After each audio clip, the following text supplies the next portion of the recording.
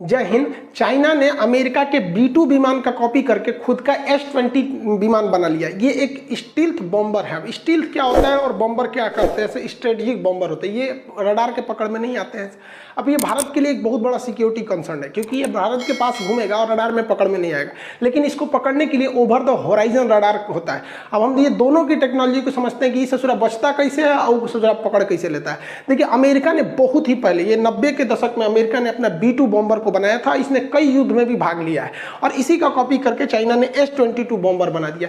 ये जो है ये एक स्ट्रेटेजिक बॉम्बर है। बॉम्बर मतलब होता है ये बहुत ज्यादा मात्रा में बम ले जाते हैं सब, बहुत ज्यादा। मिसाइल उसाइल नहीं मारते, सब बम ही गिराते हैं सब। बॉम्बर से ऐसे और थोड़ा मोड़ा नहीं, बहुत ज्यादा ले जाते हैं सही सा। स्ट्रेटेजिक का मतलब होता है बहुत दूर तक जाते हैं और परमानेंट डैमेज करके आते हैं। जैसे स्ट्रेटेजिक, यहाँ देखिए ये राफेल है, ये स्ट्रेटेजिक नहीं है, ये टेक्टिकल है। स्ट्रेटेजिक दूर तक जाते हैं। अब राफेल दूर तक नहीं जा पाएगा। अब यहाँ से आप कह दीजिएगा कि फ्रांस उड़ के चल जाओ, सोच रहा जाइए नहीं पाएगा, बीच में रुकेगा। इवन ये फ्रांस से आया भी था तो दुबई में रुका हुआ था, उसके बाद ये इंडिया में आया। तो ये टेक्टिकल होते हैं। टेक्टिकल मतलब कम दूरी पर जाते हैं, लेकिन इनके पास हथियार बड़े खतरनाक होते हैं। शुरुआती स्ट्राइक यही करते हैं सर, धड़ाधड़ दुश्मन के रडार तोड़ देंगे सर, टैंकर उड़ा देंगे सर। शुरुआत में बढ़त यही देते हैं सर। अब बाद में आते हैं सर स्ट्रेटेजिक, परमानेंट ध्वस्त करके जाते हैं। जैसे ये C-17 ग्लोब मास्टर है, ये बड़ी दूर तक जा सकता है, स्ट्रेटेजिक है, सीधे एक के बार पूरे का यूरोप चल जाएगा। लेकिन हाँ ये है कि इसमें बम नहीं होता, ये ट्रांसपोर्ट के लिए आते हैं सर। तो स्ट्रेटेजिक समझ में आ गया आप लोग को। अब देखिए ये इतने दूर तक जाएगा तो इसको एयर रिफिलिंग की जरूरत होती है, क्योंकि स्ट्रेटेजिक है तो हवा में ही इसमें फ्यूल भरा जा सकता है इजीली। जैसे मान के चलिए ये जहाज है तो इसकी ऊंचाई फिक्स कर सकते हैं। ये अपने बता देंगे कि भैया देखो हम 4070 फीट की ऊंचाई पर उड़ रहे हैं। अब ये इसको उसी हिसाब से कह देगा कि एक काम करो तुम थोड़ा सा नीचे रहो, 4030 फीट पे रहो। अब मान के चलिए ये 50 फीट की डिस्टेंस बना के उड़ेगा सब। और इसमें से ये रिफ्यूलिंग के लिए यहाँ पे इसमें फिट कर दिया जाएगा। ऊपर का नॉब खोल देगा, यहाँ एक ऑपरेटर बैठा रहता है, वो इसमें रिफिल कर देगा, किया जा सकता है। अमेरिका ने एक बार यहाँ से उड़ान भरा था अपने यहाँ से B-2 बॉम्बर से, और ये आया था सीरिया और में यहाँ पर बम गिरा के चला गया। सोच रहा उतना लंबी फ्लाइट लगा था इसको, 17 घंटा कंटिन्यू उड़ान भरते रह गया था, उसके बाद ही यहाँ चला गया था। तो ये काफी लंबे दूरी तक ये लोग हमला कर सकते हैं स्ट्रेटेजिक जो बम। स्टील्थ में रडार कैसे इनको नहीं पकड़ पाता? जैसे ये देखिए ये स्टील्थ जहाज जो होते हैं इन्हें रडार नहीं पकड़ पाता है। रडार का पूरा नाम होता है रेडियो डिटेक्शन एंड रेंजिंग। देखिए रडार हो, सोनार हो या चमगादड़ हो, ये अपना रास्ता कैसे पकड़ते हैं? परावर्तन के द्वारा। ये वेव छोड़ते हैं और टकरा के जब लौटता है तो लौटने की घटना को इको कहते हैं, और जो टकराया उसको वहां पे परावर्तन। तो उसी सिद्धांत पर ये काम करता है रडार। रडार सिग्नल छोड़ता है यहाँ से, जहां से टकराता है तो ये लौट के आता है, तो ये पकड़ लेता है, तो वो इसमें दिखने लगते हैं सब। लेकिन स्टील्थ जहाज में क्या होता है? जहाज जो दिखते हैं सब रियल में, उसका साइज थोड़ा बड़ा बड़ा दिखता है। अब हवा में पक्षी भी उड़ रहे हैं सब, तो जब पक्षी उड़ रहे होते हैं ना तो वो लोग भी रडार में आ जाते हैं, बट वो छोटा छोटा बिंदु आते हैं सब। तो जो रडार ऑपरेटर होता है या जो मिसाइल ऑपरेटर होता है वो इग्नोर कर देता है, कहता है भैया ये जहाज नहीं है, जहाज का साइज बड़ा होता है, ये तो पक्षी है। जैसे यहाँ देखिए ये सब जहाज होंगे सब यहाँ पर। अब यहाँ एक छोटा सा दिख रहा है, ये क्या है? पक्षी है। तो ये ससुरा इसी का फायदा उठा लेता है। ये पूरी तरह से रडार में नहीं छुप पाता है, लेकिन इतना छोटा इसका फिगर बनता है कि कंफ्यूज हो जाते हैं लोग कि ये पक्षी है कि रडार जहाज है। तो रडार ऑपरेटर कहता है रुको इसको पास आने दो। जैसे जैसे वो पास आएगा थोड़ा थोड़ा बड़ा होगा। तो इस ससुरा तुरंत ये इतना पास आने के बाद पता चलता है नहीं रे भैया ये जहाज है, तब तक ये आके बम गिरा चुका होता है। अब ये कैसे अपना फिगर यानी सिग्नेचर छुपा लेता है रडार पर? रडार फिगर उसको समझिए। रडार इस तरह से वेव छोड़ता है, तो ये क्या करता है? ये जान जाता है आज करके इलेक्ट्रॉनिक वॉरफेयर में कि ससुरा ये वेव अगर टकरा के लौट गया तो इस रडार को बता देगा। एक काम करते हैं, इसको लौटने ही नहीं देते हैं। तो 100% तो कुछ पॉसिबल नहीं होता है, लेकिन ये सोचते हैं कि कुछ ना कुछ तो 80% भी अगर सोख लेंगे तो हमारा 100% फिगर नहीं बनेगा, 20% बनेगा, और रडार ऑपरेटर कंफ्यूज हो जाएगा कि शायद ये पक्षी है। तो इसके बाहर इस पे क्या लगा दिया जाता है? एक कार्बन फाइबर जो होता है और आयरन बॉल का पेंट कर दिया जाता है। वो इस स्पेशल प्रकार के आते हैं, करोड़ों के मिलते हैं। इस जहाज के बाहर जब पेंट कर देते हैं तो ये क्या करता है? 50% वेव को सोख लेता है। जो आया सोख लिया। अब जब सोख लेता है तो रडार को लगता है कि वहां कोई था ही नहीं, क्योंकि वो चला गया। उसको ये नहीं समझ में आता सोख लिया, क्योंकि रडार बहुत सारे वेव को छोड़ता है। तो जो वेव नहीं टकराते हैं तो रडार को लगता है कि हाँ वहां कोई नहीं था, तो चला गया, वहां पे जहाज नहीं थी। तो ये क्या करता है? 50% सोख लेता है। लेकिन 50% भी तो बचा, बड़ा जहाज नहीं दिखेगा, छोटा दिखेगा। अब क्या किया जाता है इसमें? इसका शेप, इसकी डिजाइनिंग इस तरह से बनाई जाती है कि इसमें से रडार की जो किरणें आएंगी वो टकरा के दूसरे डायरेक्शन में मुड़ जाएंगी, वापस जा ही नहीं पाएंगे। इस डिजाइन से बनाया जाता है। देखिए इसका इंजन भी ऊपर रखा गया था कि धुआं ऊपर से निकल जाए। यहाँ पे नीचे रखता है, अमूमन जहाजों का नीचे रहता है या फिर पीछे रहता है। इसका कंप्लीट पीछे नहीं है, ऊपर की ओर है, दिख रहा है यहाँ पर। क्यों? क्योंकि रडार नीचे से देखता है। धुआं वगैरह वाला एरिया को रडार जो है वहां पे वाइब्रेशन होगा तो पकड़ लेता है वहां पर। तो ये ऊपर से निकल जाता है। तो ये क्या करता है, इस तरह से अपने एक स्पेशल डिजाइनिंग की वजह से 30% किरणों को वापस इधर उधर बिखेर देता है। तो इससे पहले जो था ये 50% को सोख लिया, कार्बन फाइबर और आयरन बॉल, और 30% को ये ले लिया, यानी टोटल कितना परसेंट किरणों को ये लोग चौपट कर दिया, 80%। तो रडार पे कितना दिखेगा, 20%। तो रडार पर जब दिखता है 20% तो लगता है कि कोई पक्षी है। तो कंफर्मेशन के लिए किया जाता है कि पास आने दो, पास आएगा तो उतना ही छोटा दिखेगा, उतना ही छोटा छोटा छोटा, लेकिन यहाँ जब एकदम पास आ जाएगा तब लगेगा नया बबुआ, तो जहाज था।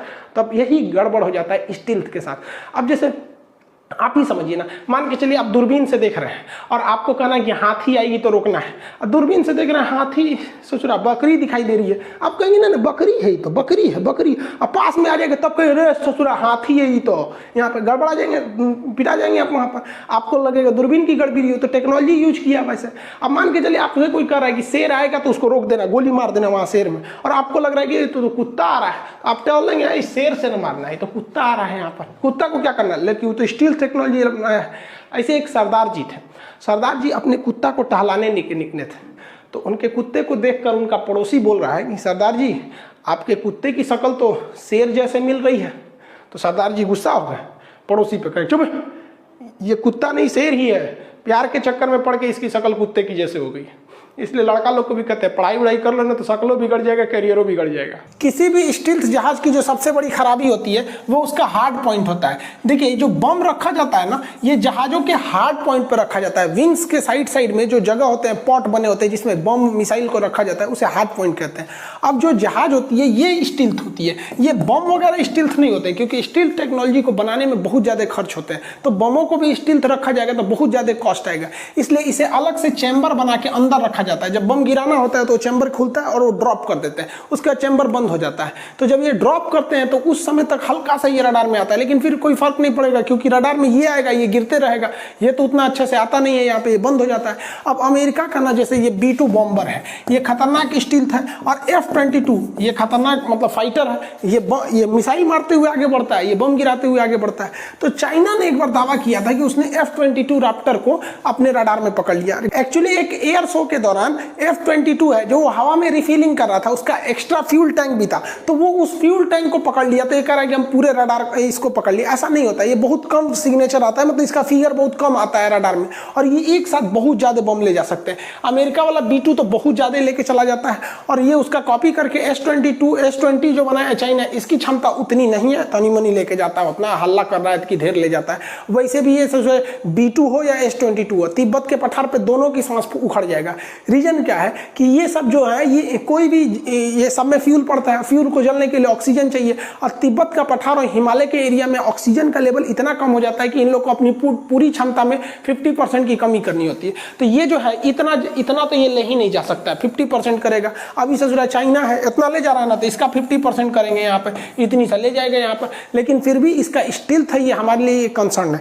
अब देखिए ये स्टील्थ जो होते हैं सब, ये कारपेट बॉम्बिंग के लिए कर देते हैं सब, मतलब इनके पास इतने बम होते हैं कि किसी भी एरिया को ये पूरी तरह से बिछा के चले जाते हैं, कालीन की तरह। इसी को हम कहते हैं कारपेट बॉम्बिंग। तो पहले जो फाइटर जहाज होते हैं दुश्मन के बड़े बड़े एरिया को उड़ा देते हैं, उसके पीछे से आते हैं कारपेट बॉम्बिंग के लिए करके चले जाते हैं सब। अब चाइना को क्या लगा, उसको लगा कि उसने बना लिया, अपने S-22 बना लिया है, अब S-20 बना लिया, अब ये तो रडार में उतना आएगा नहीं, भारत रडार पकड़ते रह जाएंगे। इसको लगा कि ये हिमालय वाले एरिया में है, यहाँ पे इसने डिप्लॉय किया है अपने S-20 रडार को, बॉम्बर को, और उसको लगता है कि भारत में खूब बढ़िया से यहाँ पे लगाएगा।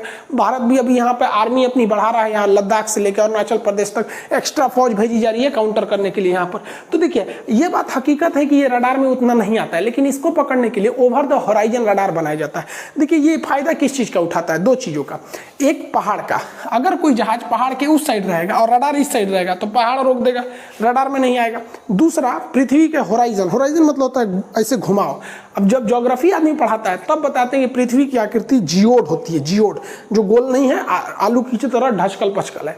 लेकिन अन्य टॉपिक रहता है तो आदमी नॉर्मली बोल देता है पृथ्वी गोल है, बट एक्चुअली पृथ्वी जो है वो जियोड है। तो अभी ये तो रडार का टॉपिक है तो इसमें सोच रहा पृथ्वी पे फोकस काहे करेगा आदमी, तो पृथ्वी को हम गोल कंज्यूम कर सकते हैं ऐसे। अब यहाँ पे एज्यूम इसको कीजिए कि आप पृथ्वी क्या है, गोल है। अब यहाँ पर दो चीज़ें देखिए, ये जो रडार है ये इस जहाज को पकड़ लेगा क्योंकि ये इसके रेंज में आ रहा है, ये जहाज तो पकड़ा जाएगा यहाँ पर, लेकिन ये जहाज को देखिए ये नीचे की ओर है। अब ये दो चीज़ों से बच जाएगा, एक पृथ्वी के होराइजन से बच गया यहाँ पर कर्व की वजह से, दूसरा इसके ऊपर जो पहाड़ है ये इस वेव को रोक देंगे। अब क्या होगा, ये जहाज ये तो यहाँ से आ रहा है बिना इसके नज़र में आए हुए, और जब ये अचानक इसके नज़र में आएगा तब तक वो इसको मार चुका रहेगा क्योंकि रडार के पास अपना हथियार तो रहता नहीं है। ये दूसरे को बोलेगा, दूसरा आएगा, तब तक ये धो के चला जाएगा।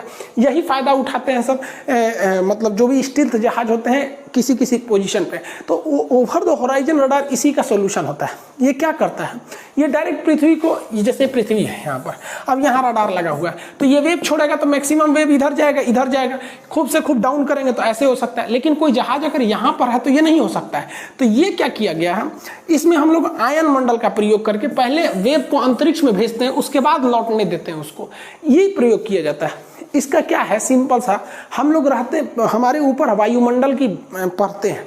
हम जिस एटमॉस्फेयर में रहते हैं उसका पहला लेयर होता है troposphere, stratosphere, mesosphere, ionosphere and exosphere. तो आइनोस्फीयर में कॉस्मिक रेस पाई जाती हैं, बहुत खतरनाक होती हैं यहाँ पर। ये नीचे से आने वाली वेव को लौटा देती हैं। अब यहाँ से कोई वेव को छोड़िएगा ना तो ये लौटा देगा नीचे वापस, यही लौटा देता है। इसी का फायदा किया उठाया जाता है। तो समझिए कैसे, जब कभी भी आप नदी के किनारे खड़े रहते हैं तो आपका ध्यान इधर रहता है। अचानक कोई नदी में अगर कंकड़ मारा या नदी में इस तरह से कंपन हुआ, आप फटाक से समझ जाते हैं सोचो कुछ हो रहा है यहाँ पे। आप उस चीज को नहीं देखें कि वहाँ कोई कंकड़ मारा या मछली ऊपर आई है, लेकिन आप इस वेव को देख के पता कर लेते हैं। ये वेव काफ़ी देर तक रहती है। ऐसे ही वेव हवा में बनती है बट हम उसे नहीं देख पाते, लेकिन रडार उस वेव को देख लेता है। जिस तरह से पानी में अब उल्लू को खड़ा कर दीजिएगा नदी के किनारे तो ससुरा ई वेव को भी नहीं देख पाएगा। उसी तरह हम लोग की आंखें हवा में वेव को नहीं देख पाती है, लेकिन रडार उस हवा में देख लेता है, पकड़ लेता है। अब यहाँ जितना भी हलचल होगा, इस हलचल को जैसे यहाँ से ओवर द होराइजन रडार पहले अंतरिक्ष में भेजा, वहाँ आयन मंडल से टकराया और कोई भी जहाज हवा में आया, इस तरह का हलचल होगा, उसको ओवर द होराइजन रडार पकड़ लेगा, अपने स्क्रीन पर दिखा देगा कि भैया इतना बड़ा हलचल है तो इतनी बड़ी जहाज होगी, छोटा हलचल मतलब छोटी जहाज होगी। अब ये over the horizon radar size में बहुत बड़े होते हैं, बहुत लंबे चौड़ा, बहुत बड़े एरिया को ये लोग कवर करते हैं ये रडार, क्योंकि भैया उतनी दूरी तक में वेव को भी तो छोड़ना है। देखिए ना ये कितना बड़ा होता है ये ओवर द होराइजन रडार, इतनी बड़े साइज में होता है ये कभी कभी तो लगता है कि सोचो कोनो देश का बाउंड्री बनाया गया है। देख रहे हैं, लग रहा है कोई देश की यहाँ पे दीवार बनाई गई, उधर दूसरा देश, इधर दूसरा देश है। ये देश नहीं है भैया, ये रडार है। इतना हाई पावर का छोड़ता है ये बीम जिसका कोई हद नहीं, और इसमें मॉड्यूल्स लगाए रहते हैं। इसका पावर कंजम्पशन बहुत तगड़ा रहता है। ये नॉर्मली बनाना बहुत मुश्किल है, छोटे रडार में नहीं हो सकते। इसका एरिया बहुत ज़्यादा चाहिए होता है इसके लिए यहाँ पर। अब ये इतने ऊंचे होते हैं, देख रहे हैं बादल में घुस गया है यहाँ पे तो बादल आ गया है, बादल के ऊपर चलेगा सर ये, और इससे बचना एकदम मुश्किल हो जाता है। इसमें रिसीवर बहुत तगड़े लगे रहते हैं सब, हल्का भी हलचल हुआ, यहाँ इतने रिसीवर लगे हैं सब, यहाँ पर उतनी हाइट पर खूब ज्यादा रिसीवर लगाए रहते हैं सब। ये रिसीवर क्या करते हैं, थोड़े से भी हलचल को ना, जहाँ कुछ हलचल हुआ तुरंत वायुमंडल में तुरंत इसको समझ जाते हैं सब और बता देते हैं सर। यहाँ पे देखिए बकलोलवा ससुर ए पे ही नाचने चल गया है, उलट जीव ससुर तू नहीं। ओवर द होराइजन रडार यानी OTH रडार कितना खतरनाक है आप ऐसे समझिए कि चाइना ने जो H-20 बनाया है, इसका बाप है अमेरिका का B-2 विमान जो है अमेरिका से उड़ान भरा, और ये उड़ान रूटीन उड़ान भर के वापस आया तो फ्रांस को यहाँ बैठ के पता चल गया कि इसका B-2 जहाज उड़ा है। यहाँ पे काहे को स्टील्थ भैया ओवर द होराइजन रडार, यहाँ लुका छिपी के खेल चल रहा है। जहाज सोच रहा हम ही होशियार है, रडार में नहीं आएंगे, और रडार बनाने वाले इंजीनियर और साइंटिस्ट सोच रहे हैं हम तोरा पकड़ के दिखाएंगे, देख से तू जाएगा किधर पे। अब चाइना ने क्या किया, एक मिसाइल बनाया, और चाइना इस मिसाइल का परीक्षण इधर प्रशांत महासागर के इस वाले भाग में कर रहा था। तो ऑस्ट्रेलिया चाइना को कहा कि रे सुसुत ने उधर का ही मिसाइल परीक्षण कर रहा है, उधर जीव जंतु को लॉस होगा, वो एरिया में मछलियां ज्यादा होती हैं, उस एरिया में करो जिधर मछली नहीं है। तो चाइना समझ गया कि रे सुसुत नहीं, तोरा कैसे पता चल गया रे, 5000 किलोमीटर दूर तोरा कैसे पता चल गया। तो कह दिया ऑस्ट्रेलिया, तोरा खान सर का क्लास ना किया है, over the horizon radar 5000 kilometre दूर देख लेता है, हम बड़का मिसाइल बनाए हैं बैलिस्टिक।